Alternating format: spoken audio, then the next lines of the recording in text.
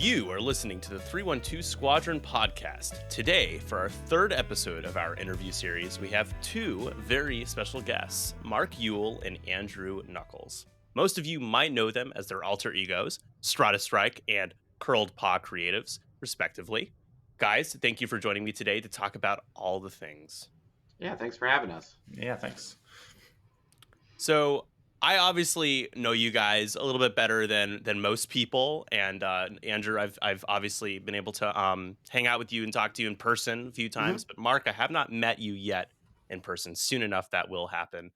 But I do want to ask you guys, like, for those who maybe just know of you or your shops, do you guys just want to give me a quick kind of breakdown on, like, you know, who you are and your backgrounds and kind of what got you into creating gaming components in general? Yeah, absolutely. Mark, you can start. Yeah. My background is a professional graphic designer for about 15 years. And then I got into enhancing games probably about in 2011 or 12. Actually, that's when Strata Strike kind of was born. And then, so I used to play Magic a lot way back in the day. And then I would paint these cards. So I would see these cards on eBay, and they were like called altered Magic cards back in the day. I guess they're still called that. But this was before Magic would do these full art cards. And then I started painting those, and I did that for about 4 or 5 years. And then I was just selling those on eBay, and it kind of got me into all of that.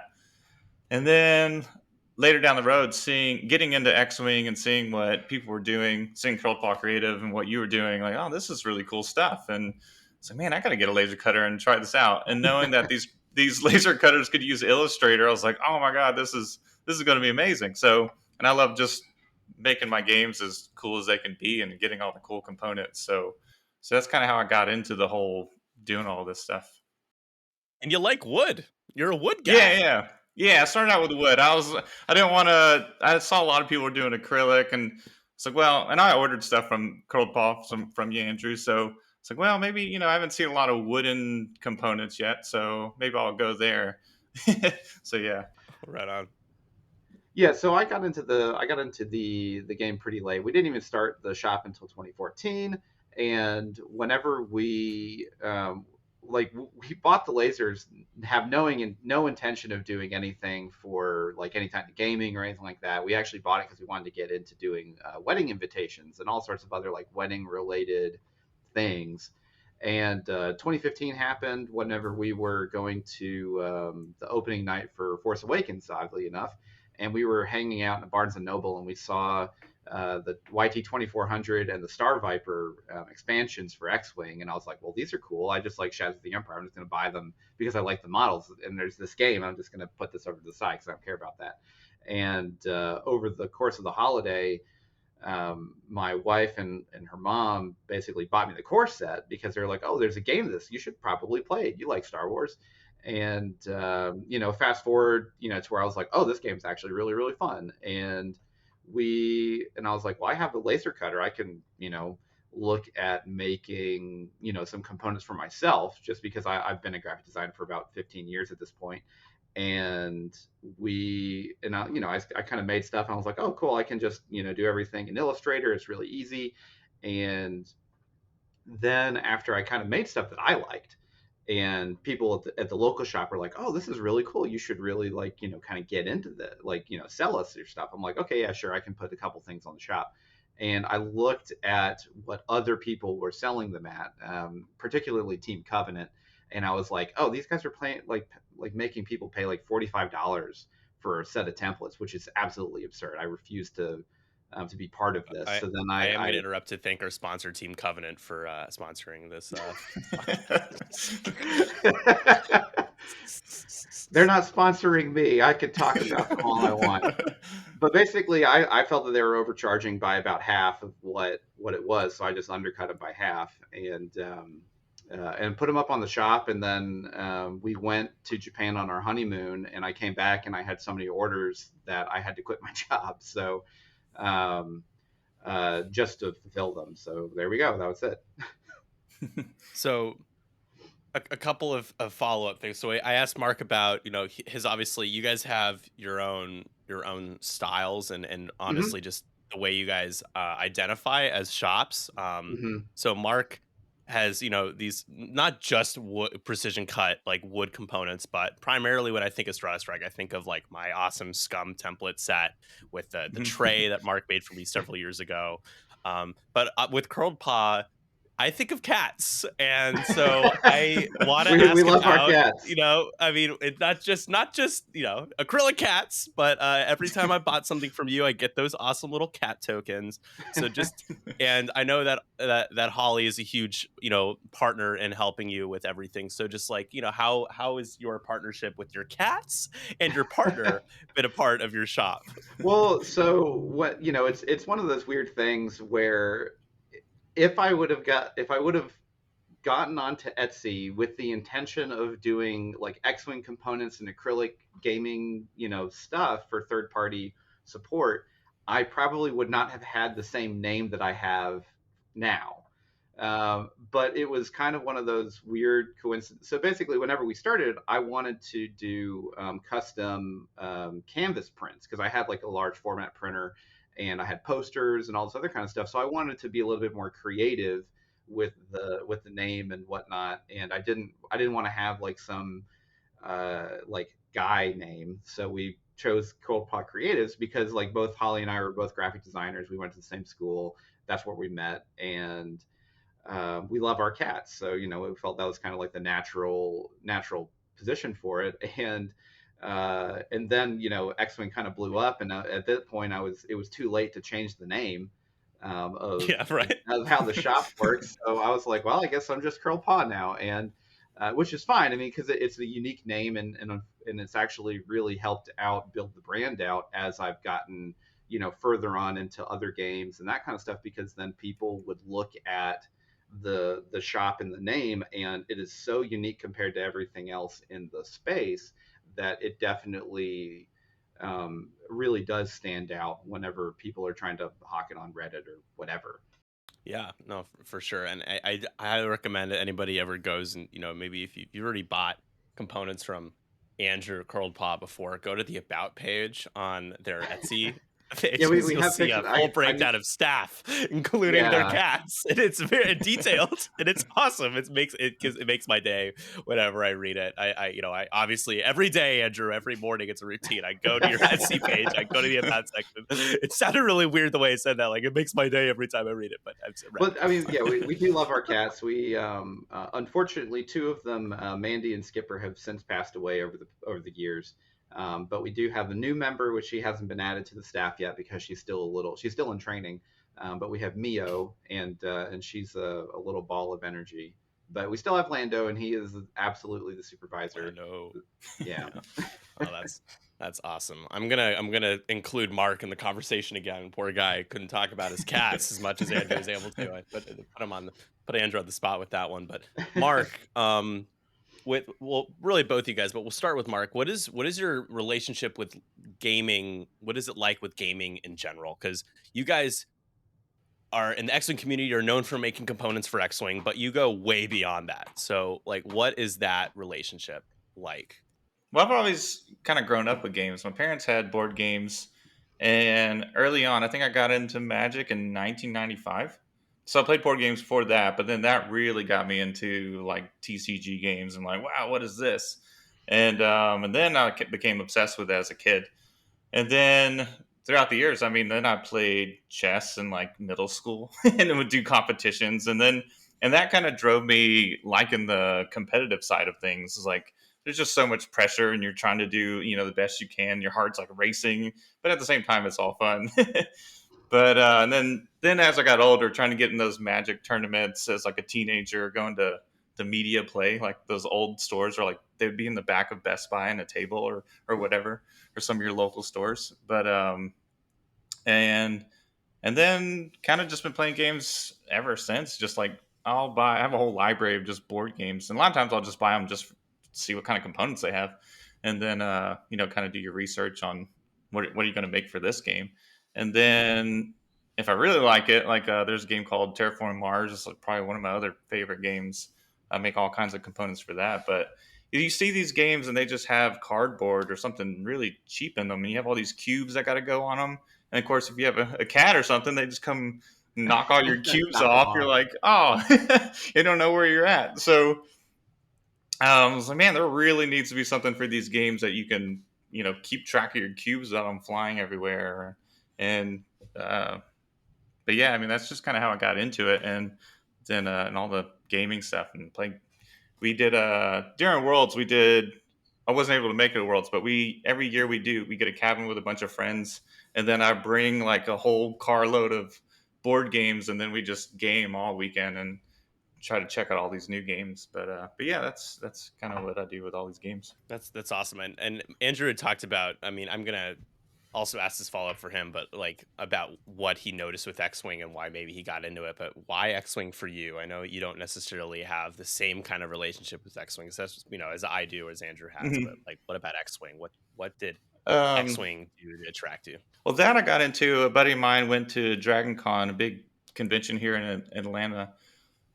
He learned the game from the little demo, and then he came back. He's like, "Oh, I got to show you this new game. It's like it's Star Wars, it's ships, and everything's flying." I'm like, "Oh, that sounds really cool." And he showed me the little miniatures. It's like, "Wow, so what do you do?" And then you went the whole idea of flipping the dial and not knowing where someone's going. I was like, "Wow, I've never played a miniature game. I was always into card games." It's like this is kind of neat, and it was just kind of neat how you had to strategize and like think about where you're going and what you're doing. And it's like, "Oh, this is." I don't know. It's just really cool. And then the ships always looked really good. And I was like, all right, I guess I'm gonna go get a starter set. I think they were on sale at Target at the time for like 20 bucks. They were like on clearance. I don't know if they just weren't. It wasn't a big thing at Target, But it's like, all right. So I picked up some of those, and then we started playing. It was just me and him. And then our local game store, there was there were some people playing there, and then that's when that kind of okay, they're starting to play every Sunday, so we would just start going up there every Sunday, and it was just this big growing group.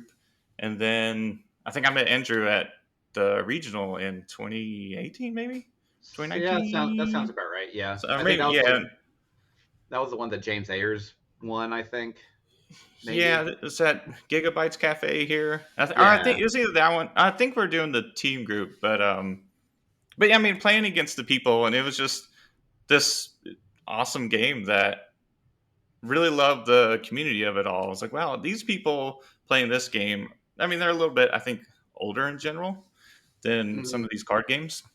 Oh yeah, way And way older than card gamers. yeah, it's just like, all right, this is more the vibe I'm liking being around, And then everybody you played, even though it was competitive, everybody's super nice. Like even if you lose, Mhm. it's like, oh man, that was a good game. And then you talk about the game afterwards. It's not like I would go to these Magic tournaments, like the big regional of those, the opens and stuff, and then there's just some salty people. Like if if you're playing and they lose, they just like you go to shake their hand, they just get up and walk away. You're like, wow, okay, it's like okay, but actually it was totally different. I mean, you just play and you're like, oh, that was a good game, and then afterwards you're just talking about it, and it's like, all right, this Yep. I like these. This is a great community. So that's what really attracted me to this game. That's awesome. Um, Andrew, besides like the connection with the shop, like from a player's perspective, because you have some hardware. You've certainly played very well when you played X-wing. I recall pretty well at Gen Con, not this past one, but the one before. You kind of just decided to show up last minute. You borrowed a buddy's list, and then you just casually made final table and all barely lost Duncan Howard. So, like, what has your relationship with X-wing been like as on the player side?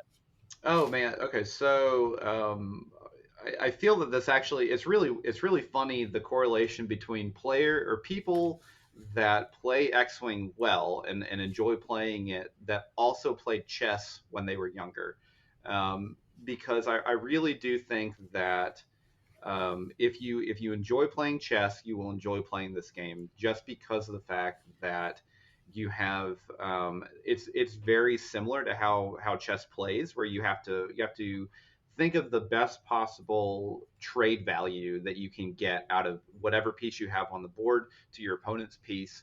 You have to think multiple turns ahead. You have to have visual information at all times to really figure out how you're going to basically piece together the puzzle to actually get a win condition out of the game.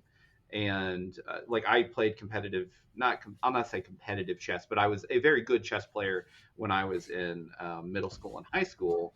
And I never really amounted much in the chess community, but it definitely was. I'm one of the better players, that I in my group of friends, I guess.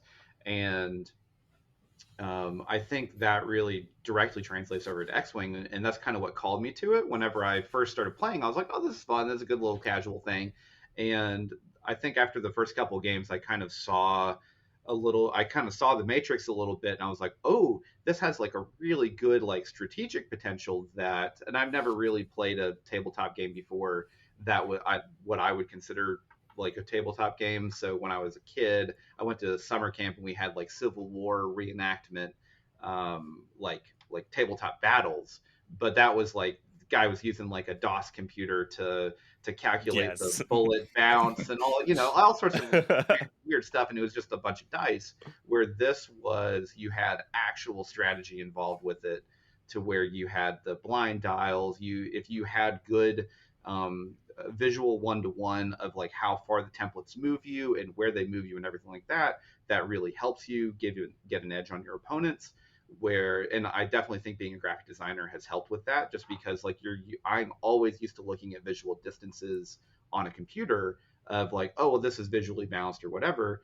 And it really does add in that extra level of like, if you can do that, then you're already ahead of other players. And I think that really drew me to the game.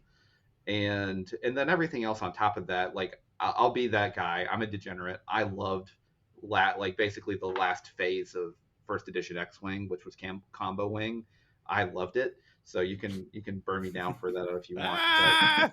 But yeah, Ghost Fen with Dash Crew on there, where I had a accuracy corrector bubble of range 3, and if you had less than 2 agility on your ship, you die in 2 turns. Like, God, I loved it. It was amazing. So you missed. I'm gonna make the now not the analogy, but really the reference or whatever you call it over to you're the Magnus Carlsen of X-wing. Then obviously is what you meant to say. That's what it sounds like.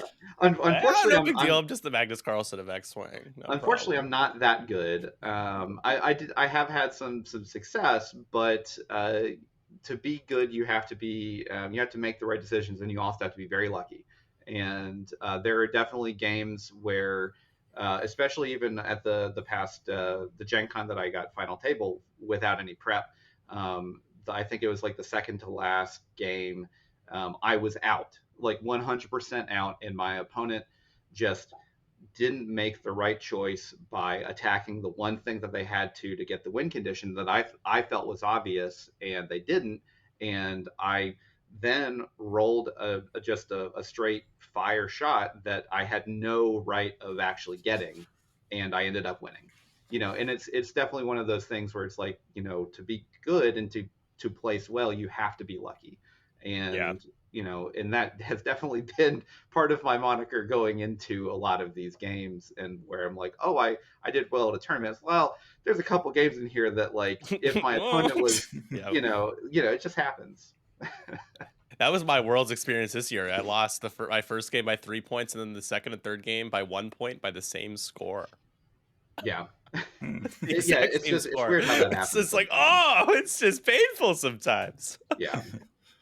Yeah, the luck component when we'll get into it, but when adding random order after dials, that road roll also just adds even more of a factor in terms of luck. If somebody playing a high initiative Mhm. aces can move last the entire game Yeah. because of the road roll, that Mhm. also has and I think that's one thing that keeps players honest in any game is dice. I think X-wing has ebbed and flowed with how much of a dice game it is and it isn't. Mhm. It's really interesting.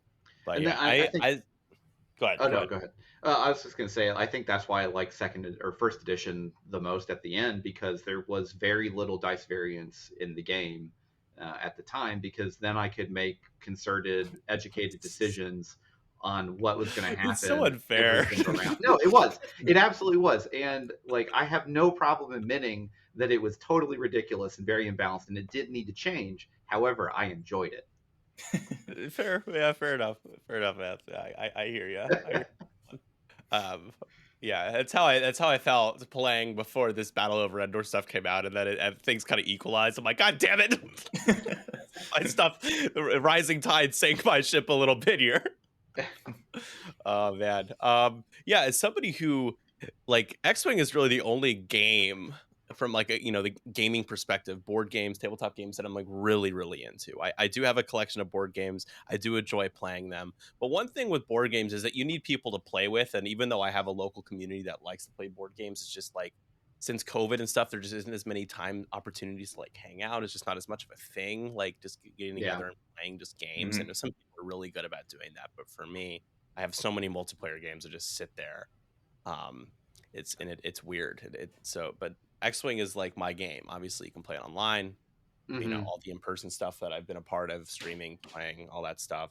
But similar thing where it's just like to Mark's case, where just I had my roommate bought me the Force Awakens core set, and it's like this game, it was on sale. I thought of you, and man, did I just dive so deep into the rabbit hole. Everything on Amazon was like marked 75% off. Bought the conversion kit. I'm like, I'm buying a Hawk. I'm buying an E-wing. And I'm like, oh yeah, the throwback, man. That was right as first edition was transitioning to second. So like it was second edition had just come out a few months prior, and I didn't know that. So I bought all this stuff and then realized couldn't use it. So I bought more stuff. And I had no problem buying more stuff. That's how they get you. That's Yeah. how they get you. But I gotta say, man, the buy-in for X-Wing, especially at that time, was so aggressively consumer friendly. Like Oh, it I is. Yeah. loved that time. Like I didn't feel bad about it because for my dollar, I was getting so many ships. Like the conversion kit really was. Even though I know people are like, oh, they're making you buy all this new stuff to play this new. First of all, it's a business; it has to happen. Second Well, of all, it was easy to convert a lot of things, at least in my case at that time. I don't know. so it's funny too because if you look at the conversion kits, it was actually a terrible business decision from their perspective, just because like they lost a ton of money Yeah, on allowing players to use older ships and that kind of stuff, and I mean like it's one of those things where it kept the game alive and it kept people in the game, but at the same time. From a business perspective, FFG ended up losing the license to AMG for it, but it's just it was an interesting design choice for them to allow yeah. players to keep it because that's not how it normally works with tabletop games from my perspective, from my in Yeah, it's understanding. interesting you say that too, because it's like it was in the interest of cost cutting, and it cost them a lot of sales at the same It did, time. yeah. Yeah, Yeah, like you try and lose on the short, or you try and gain in the short, but you end up losing in the long, and it's tough. Just because, like, I mean, like, even as like just running an online business that does this kind of stuff, like, I run into that same kind of uh, problem, or, well, question a lot of like, do I plan for now and possibly lose out in the long run based on a type of product that I'm trying to come out with, or do I really try and play the long game with whatever product I'm trying to make? yeah. Let's go into that a little bit without obviously whatever you guys are comfortable talking about, but just like the business side, because you guys, I strongly do believe this. I'm not just kissing your ass when I say this, but you guys do offer prices that I think are very approachable and very fair for what you're getting, the quality, the look, the style, design, all that stuff. So like how much where's the balance for you guys? You obviously want people to be able to come to your store and look at the prices and not immediately click off, because you want people to buy your stuff, but you also want to make some money. You want to cover your costs. You want to be able to. Hmm. This is America, so where do you guys draw that line, Mark? Yeah, like, wow, shock, Mark. We'll start with you. I think it comes down to it's kind of like, yeah, it's like you said, it's like maintaining a middle balance. If you go too cheap, you might be super busy and just have like you can't do anything else. And Hmm. also, you're kind of the balance between what kind of customers you're looking for. Like if it also, if you're kind of doing the Walmart, if it's really low, then you're also kind of sending out a signal that maybe it's not as high quality. So you kind of you set the prices where you want people to be able to afford it. You kind of balance like how much work am I putting into it? It needs to be worth it to me, and then just trying to maintain that good balance. And I know I'll put my prices slightly like higher just because I mean it takes a lot of time, especially with the Hmm. wood stuff. I mean, there's so much prep into the sanding and staining that There was times where I questioned, like, why did I start with wood? It was like, this is when it worked early on when you only had to make like one order or two. I was like, yeah, this is cool. Didn't Yep. expect it to be like, okay, now I'm spending 5 hours sanding, and sanding is not fun. If you ever sanded wood, it is like the most Yeah. daunting, just back and forth. I'm like, what am I doing? Why did As I do this? But as Larry David would say, you respect wood. If yeah. anybody's seen Curb Your Enthusiasm before. But eventually, over time, I got some machine. Like I got a drum sander, and that thing like saved my life. So now I just run wood, and it sands itself. So that's definitely helped with that kind of stuff. But as far as all the pricing and stuff, yeah, it's just making sure that it's worth the time that you're putting into it. Because at the time when I did started doing the pricing, I was like, well, I had a full time job and I was doing this on the side. I was like, I'm just going to put it up for what it's worth to me now. If it sells, it sells. If it doesn't, then I'm making the stuff for me essentially. And then if other people want it, then that's cool. And then it started selling, so I was like, okay, cool. And then started doing it full time. But yeah, I think there's a Yeah, good balance for sure. that's an important angle to approach it from too. It's what same thing with what I'm doing right now with you guys, and content creation, for X-Wing. Starting off knowing that it's already such a niche but awesome community. It's never supposed to be about like purely about just like how can I maximize the dollar. Like Yeah, I've never even had aspirations like that. Because it starts to feel like a chore, and then you might cut corners, and you'll burn out, right? So I think that's definitely important, even though it's still easy to feel burnout when you get overworked and overloaded, which I know you guys have spurts throughout the year, and Star Wars Unlimited has come out, and Andrew and I were talking yeah. about how busy he's been with that.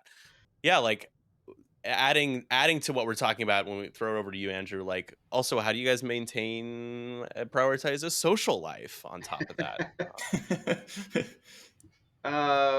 Okay, well, so the I think the biggest mm, it's tough because you like Mark had some really good points about finding your balance of when you're creating a product of you don't want people to look at your price and just get out of here, but you also don't want people to look at your product and think, oh, this is cheap.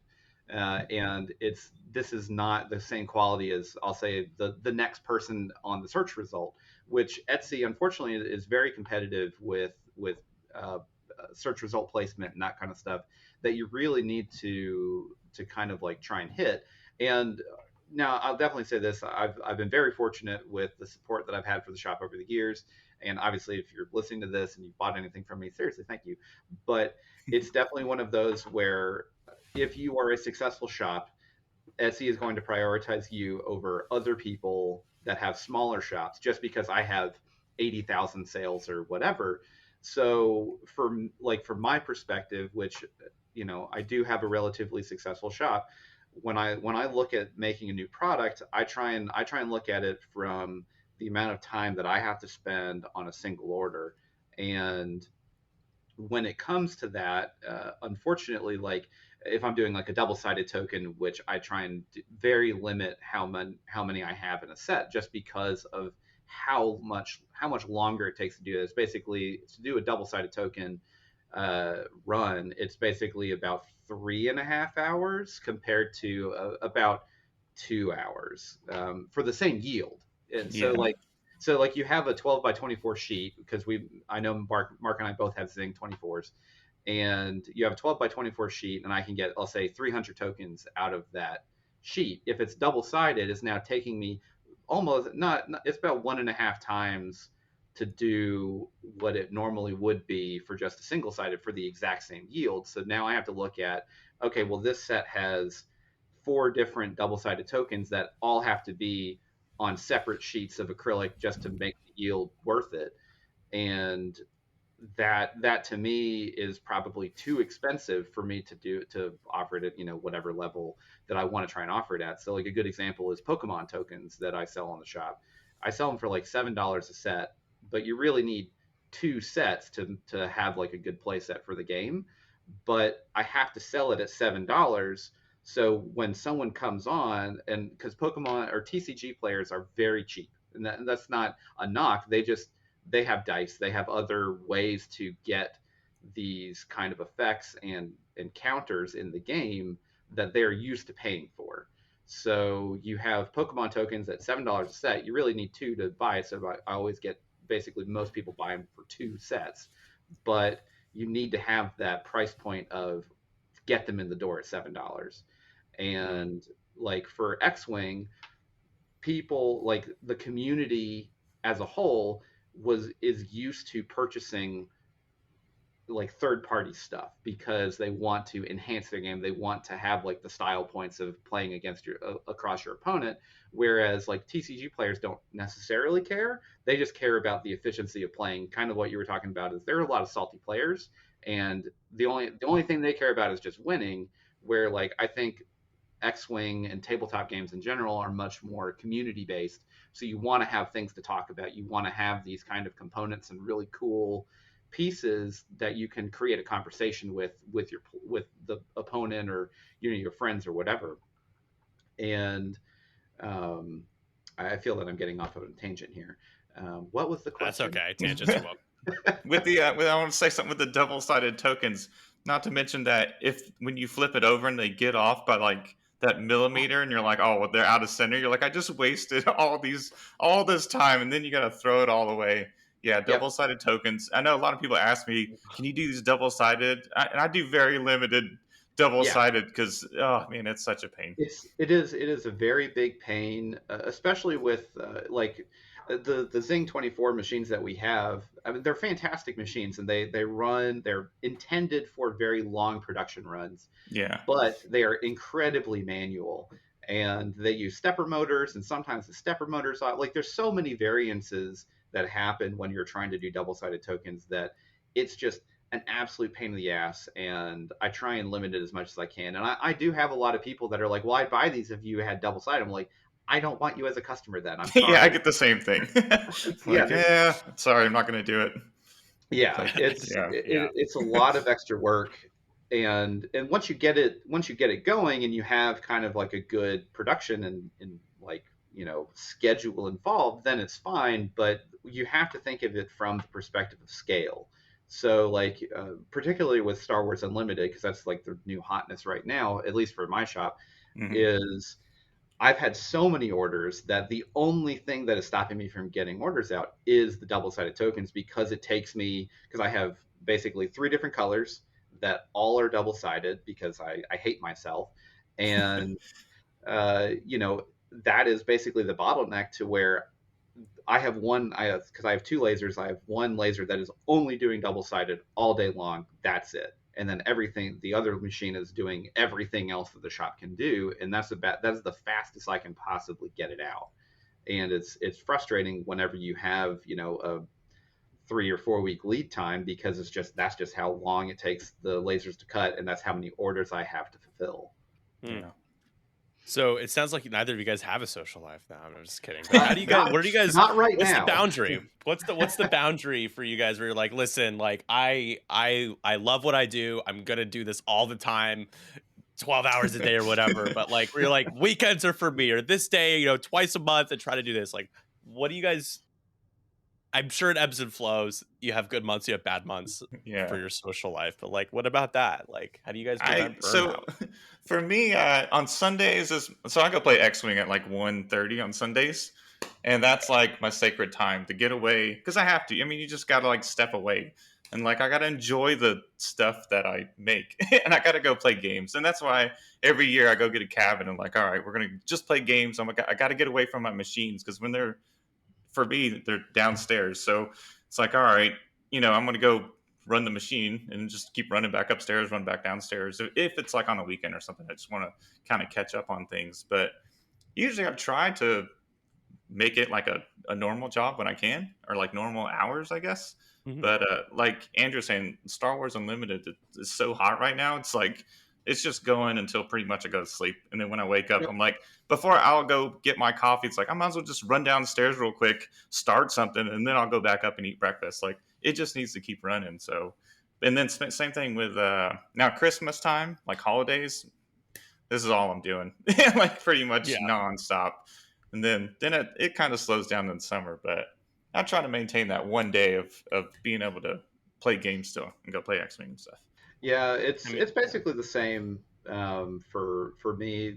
Essentially, like I think this is one of the biggest things that you really like. If you as a listener or anyone that is trying to like do their own thing and like be their own boss, whatever, it's always grass is always greener on the other side, because it does sound like a really nice thing until you kind of hit the realization that the only person that can do the job that you have like committed yourself to, like if you're selling things or whatever, when someone purchases something, that's a contract that you have to fulfill. And it's definitely one of those where you have to treat it like a 9 to 5 job, even though I can clock out at 2 o'clock in the afternoon if I want to go play games or whatever. Most of the time that's probably not going to be the case if Mm. you are busy, especially like right now with Star Wars Unlimited. I've been up at 6 o'clock in the morning all the way till 9 or 10 o'clock at night, cutting all day long, running both the lasers and the UV printer and everything like that to try and stay ahead as best I can. And it's definitely one of those where, obviously, preferably this would be a temporary thing, and at some point it levels out to where I have a good medium to where I could go back to 9 or 8 o'clock in the morning to 5 o'clock at night, and then I can have the rest of my evening. Because most of the time, like it was a clock in, clock out, like just normal 8 hour day. That is what I did, and then I go and do whatever I want for the evening.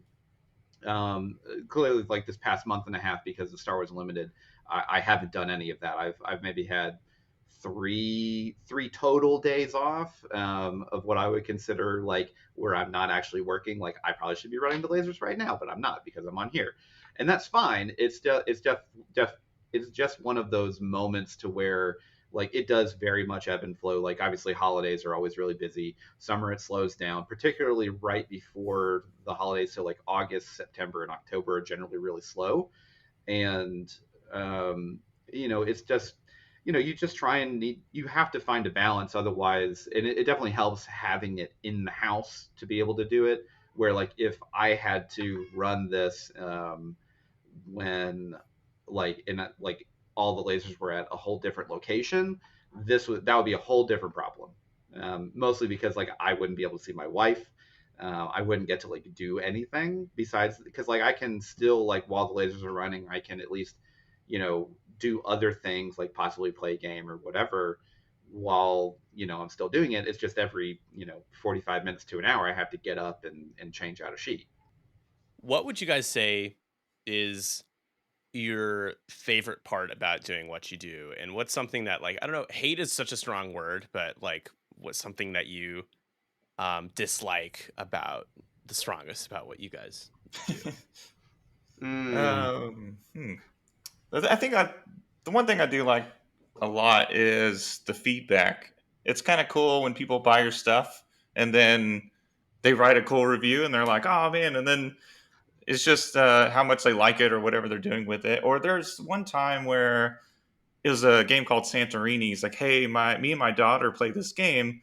But like I said, most games that come to board games are just a piece of cardboard. Don't hold anything. So that game, you build these structures, and if you knock it over, it's kind of a pain because you got to keep stacking these buildings. And he's like, "I play with my 9-year-old daughter. She's not the most agile with or whatever with these pieces, and they fall over. Can you build something that can hold these pieces in place?"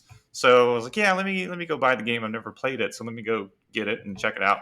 So I built him that piece for the game, and the review he gave me back, and like, "Oh, I can play with my daughter now, and we're not knocking over pieces, and you just made the experience so much better." Little things like that are just super cool. I don't know. That's one thing I probably enjoy the most. As far as hating things, Or dislike doesn't have or to just be. like yeah, it's like I don't know. I mean, I pretty much like everything. The aspect of being your own boss and doing that. I guess I have lots of ideas, and then not having the time to be able to execute all these ideas. That can be frustrating because you're just constantly having to. There's always something you got to do. So taking the time to just okay, I'm not going to produce things orders. I just need to test run and make new products. That's that's the part I wish like back early when I wasn't as busy, like that was the fun part, and that's fun to make new things. But when you can't get to it, it can get a little frustrating. Like, man, I really want to make this stuff, and I just don't have the time. So it kind of gets in the opposite direction where you're like, now I'm just producing all the time. But so yeah, I guess that would be the dislike. Mark and I are very similar. It feels like, because a lot of the stuff that I dislike about doing your own thing is I'm busy enough to where I need another employee to help with production and run things, but I don't make enough money to afford an employee that I would pay fairly. And the problem is, because of that, I'm doing is producing and fulfilling, and I'm not actually designing anything new. So at least from my shop's perspective, whenever I am like, for me to sit down and design a new product, it takes a lot, just because I have to carve out a moment in time between doing just like normal shop production for sales that already exist, to actually go through and build and test and find a spot. And sometimes, like, I can kind of like rush through, like expedited design, like Star Wars Unlimited was something that I had intended to do, but I had to move my timetable up because I had a couple local game stores that wanted my tokens in the shop, and I was like, oh, I have to do this now. So I basically had to just take a whole weekend and be like, I can't do anything else. This is the only thing I'm going to do until this is done. And it worked out, but it's definitely one of those where it's very frustrating on a general daily basis, where I have all these really cool ideas, and I know that I'm probably never going to get to them, just because of how much time it takes me to just run the shop as a normal thing. And then after that, I have to then make the time. It's not that I don't have the time, it's like I have to make the time and cut something else out of my schedule to ensure that I can actually do the thing that I want to do. And unless I'm incredibly passionate about it, it's going to be very hard for me to do that. Time. And time's Yeah, basically the biggest problem. I also really wish that most customers would read descriptions, but it's going to I don't. be they don't, and there's people don't read. They don't want to read. That's fine. But I think one of the biggest things that I've always loved about doing this kind of thing, and like playing the same games that I produce or support, is going to a tournament or whatever and seeing someone play with my stuff, even if I like, it's just really cool. And like, it's definitely one of those where I think running a shop like this does have a lot of like imposter syndrome, because like people will buy things and you're just like, people don't like, do people really want this? Like, why are they spending money on my stuff? And then when I see people playing with it, I think it's really cool, because it's a Yeah. very fun feeling. I think that even just being like a graphic designer, seeing your stuff out in the open after you've Yes. done a project for X amount of yeah, years or whatever, and it's really cool just seeing that stuff just kind of in real life, not in the vacuum of like, oh, I just have 600 tokens sitting next to me right now that haven't been fulfilled, but it's just like, well, this is what I made, but are people actually going to want it? That's my follow up actually for you guys, is that like, I mean, your guys' stuff is everywhere. It's gotta be, what is that like? Like, you're, POV, Andrew, you're tabling somebody who's using all your gaming components. You feel a little bad because he just said he gave you all this money to get all these components, Well, but you're like, so I actually, gotta I do what I was gotta do. But like, or Mark, you see people using the wood templates, and you're like, oh, I made those, and you're like, but they're playing terribly or whatever. Like, just like, what is that like? Seeing people so using your stuff all over the place, man, everywhere. so I have a funny story about that. So 2017 Nationals in at Nova, I got to the top 16, and the guy, I was playing Dengar Asajj at the time, so this is first edition, and I got paired against a guy that was I think it was like Ghost something or other, basically a hard counter to what I was playing, and I was like, oh, I'm totally hosed. This is completely out. And the guy was so excited that I was the guy that made all of his components that he missed every single trigger in that game that would have won the game for him. And like I know it wasn't like intentional. I think he was just really just beside He's himself that I was starstruck. yeah, that I was the guy that made his stuff. And I ended up winning the game and I felt really bad for it because I'm like, dude, this was your game. Like you had this. And I ended up getting top 8 and I got the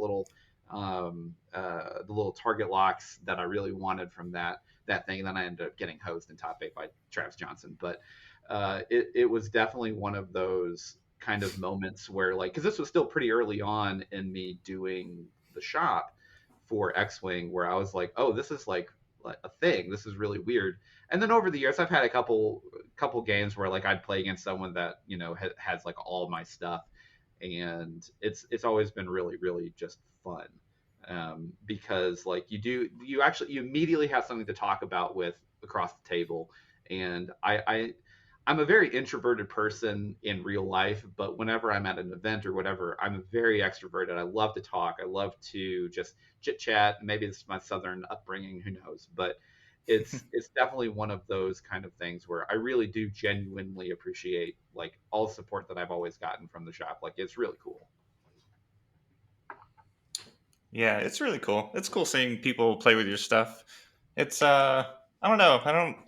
I guess think too much about it, but I just kind of get paranoid. Like I hope nothing's wrong with it or anything. They come up, Yeah. hey man, there's something missing on this or whatever. You're like, I hope everything is good. That's always the biggest scare though is when someone's like, "Hey, I really love your stuff, but," and I'm like, "Oh no, Oh here it no. goes." Yeah, it's cool. Uh, I don't know. Yeah, I mean, both of you guys have done for 312 in general have done a lot for us. And Mark for all the patrons watching this early, Mark does like all of our Patreon stuff right now, and so, which is it's just amazing help. You've been an awesome partner, but both of you guys have partnered with us a lot, and it's fun because people know you guys, and so they trust like when we do all this, and you do custom stuff, which is Hmm. awesome. Like I do a that's lot less hard, and custom stuff I know now, you don't but like doing that, but it is.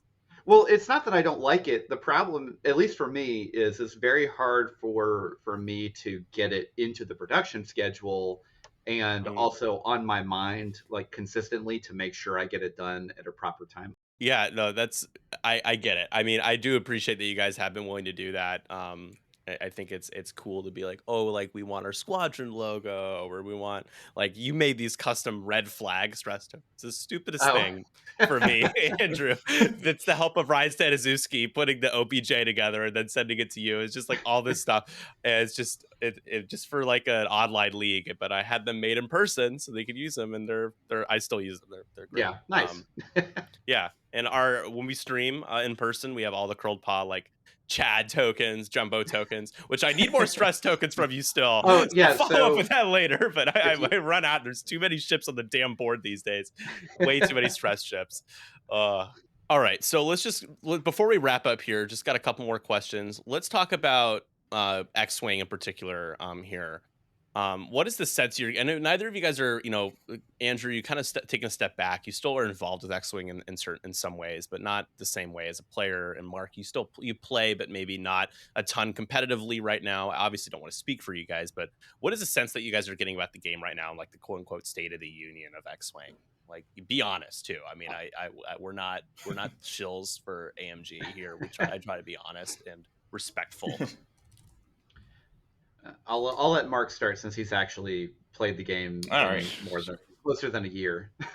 So what I've noticed is over the year, like I stopped during COVID because you couldn't play in person. I don't play online, so I'd rather play in person.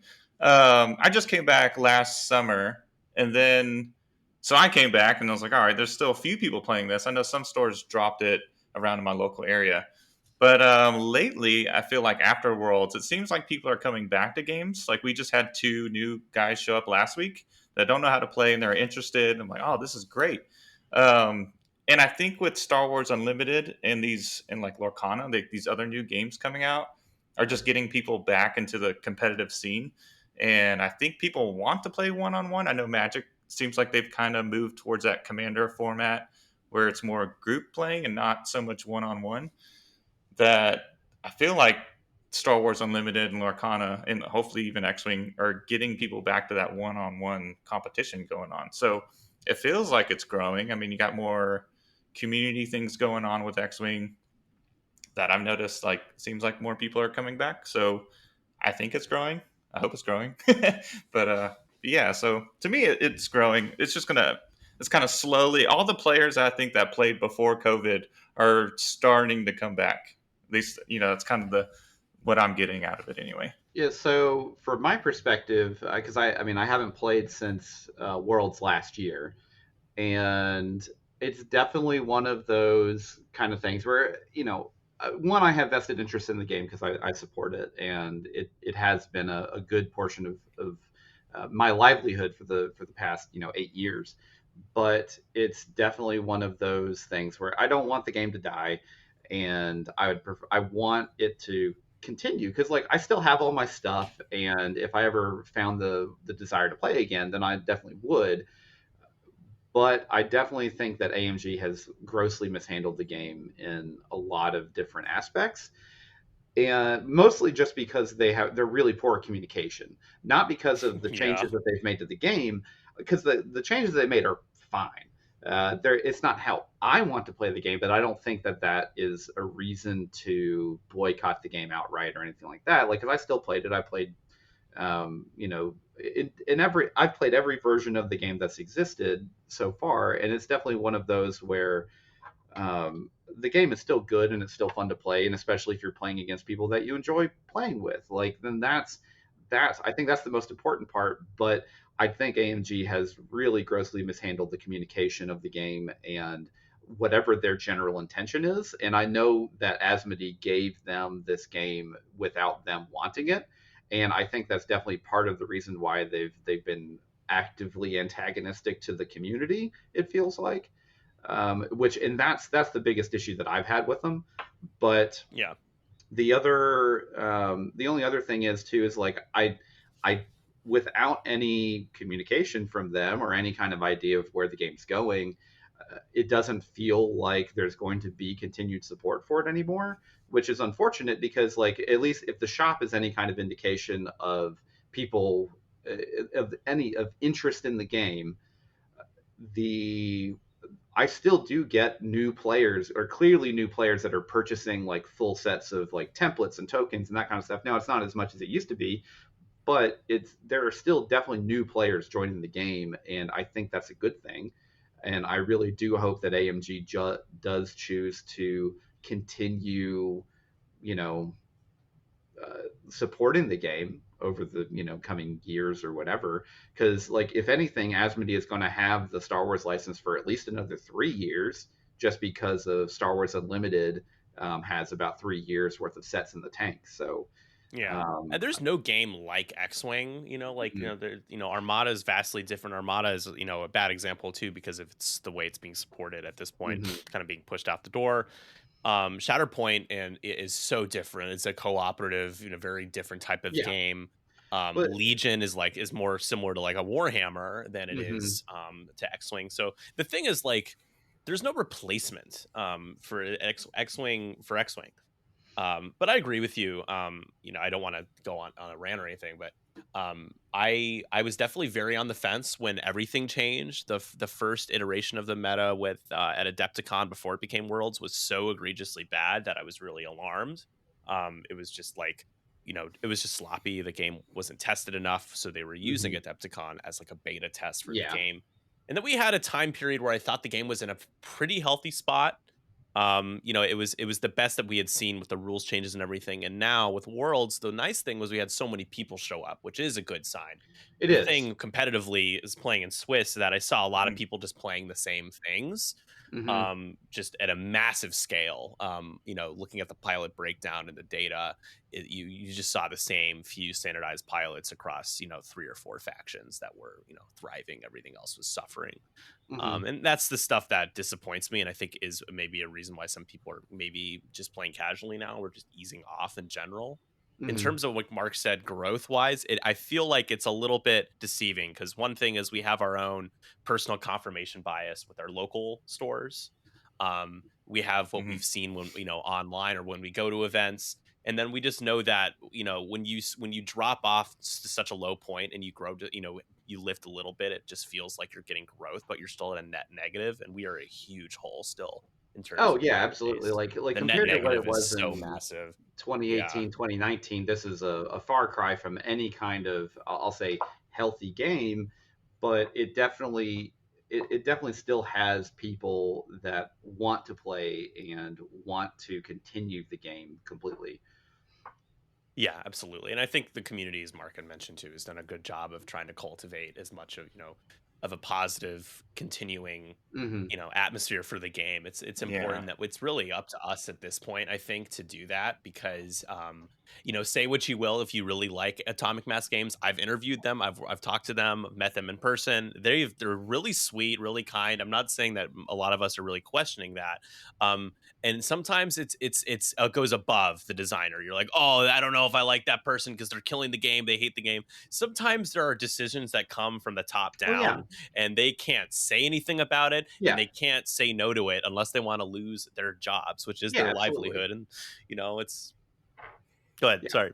No, no, no. I Hmm. mean, like that's exactly how it is sometimes is the people that are the face of whatever we've known as AMG, they're not the bosses of the company. Like they take orders from other people, and the people that are giving those orders, there could be NDAs in play that they can't actually say anything. They can't actually do anything. They may be working on a 3.0 right now all internally. We don't know. Like Yeah. it's definitely one of those kind of moments to where over the past couple of years, like they were handed this game and they could have been told by Asmodee, they're like, well, we're not going to do anything. We're not going to make any decisions for this game until 2025.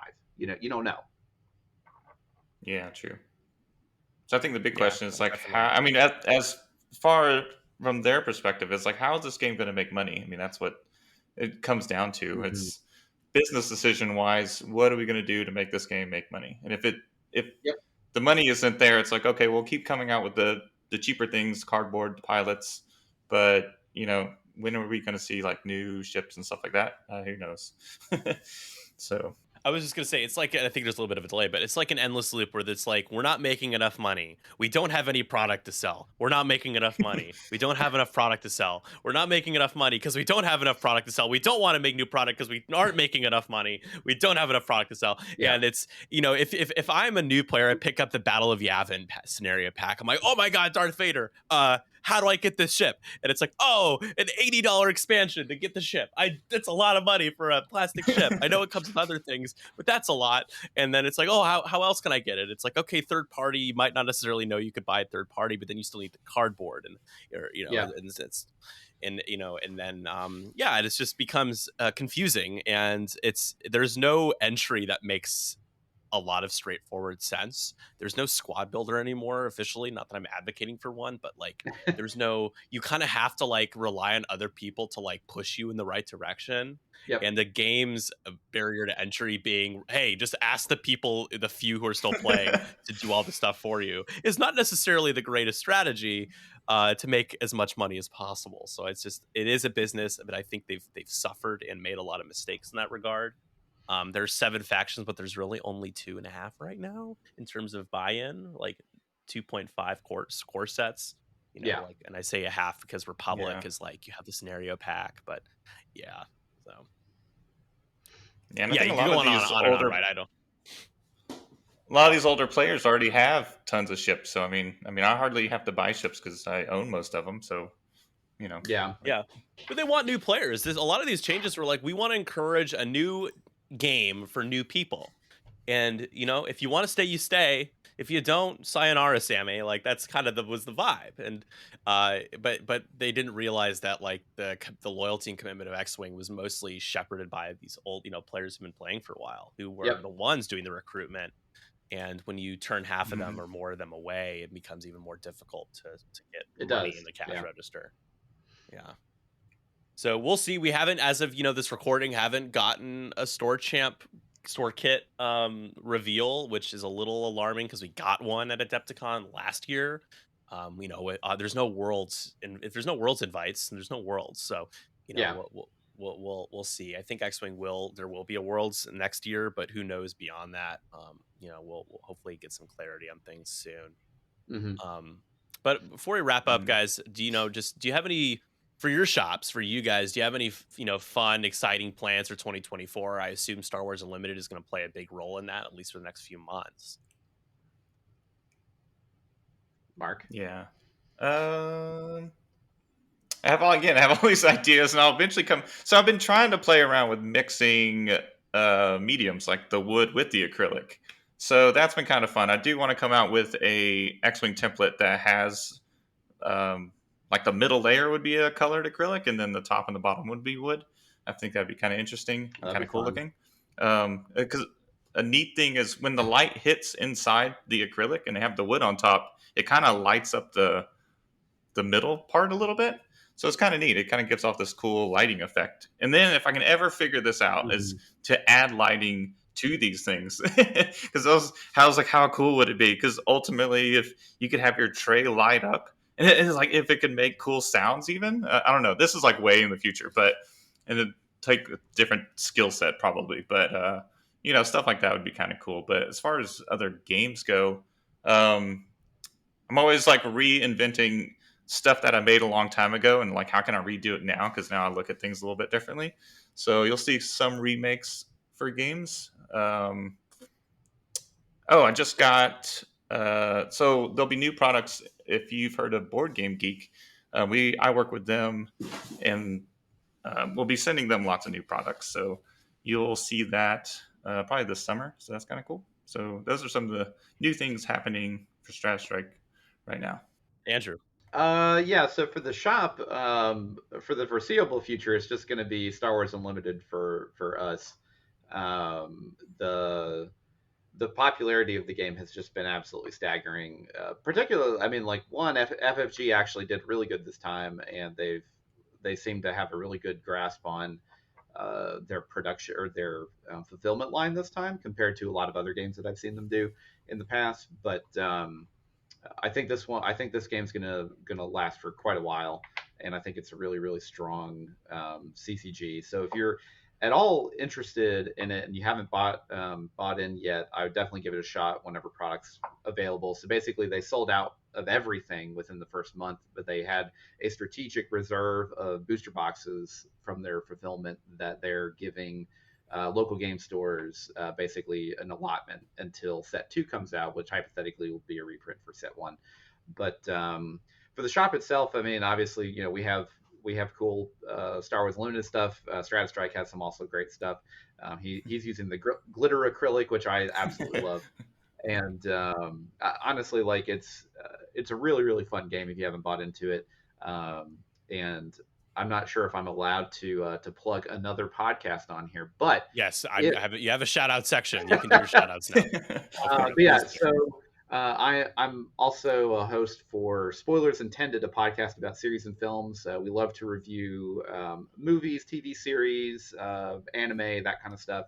We're going to be reviewing the new Fallout TV show that came out this past week. Upon a time recording, I don't know when that's actually going to release, but we have a lot of fun, and you should absolutely go check it out. It's on every single podcast provider: Apple Podcasts, Spotify, YouTube Music now, since Google Podcasts is now defunct. But yeah, we have a lot of fun, so you should absolutely check us out. Mark, shout outs for yourself. I don't know, our local game store, Animazing Escape, and then I was going to shout out the guys that I play with, Patrick, Logan, and Sam. 2 of them went to Worlds. Actually, all 3 of them went to Worlds, but one of them was in the LCQ. But yeah. Awesome. And yeah, here we go. I'll do our outro really quick. I'll be wrapped up here. Thank you to Andrew and Mark for joining me today. The X-Wing community and the broader board game and tabletop gaming community at large is lucky to have these 2 amazing gaming component creators and members of our X-Wing community. Please visit their Etsy storefronts, Strata Strike and Curled Paw Creatives. I'm going to have links in the description below. Did you know that you can get exclusive coupon codes for both Mark and Andrew's stores on our Patreon? Be sure to check out our Patreon page where you can get some awesome exclusive content like those coupon codes, early access to our video interview stream content, podcast content, quarterly rewards, and much more. Be sure to follow us on Twitch to catch us live. You can catch our edited content on YouTube. Like us on Facebook, yada, yada, yada. Be sure to join our Discord. Thank you to our aforementioned patrons for making this possible. You can learn about how to become our biggest supporter in the description as well. We cannot do it without you.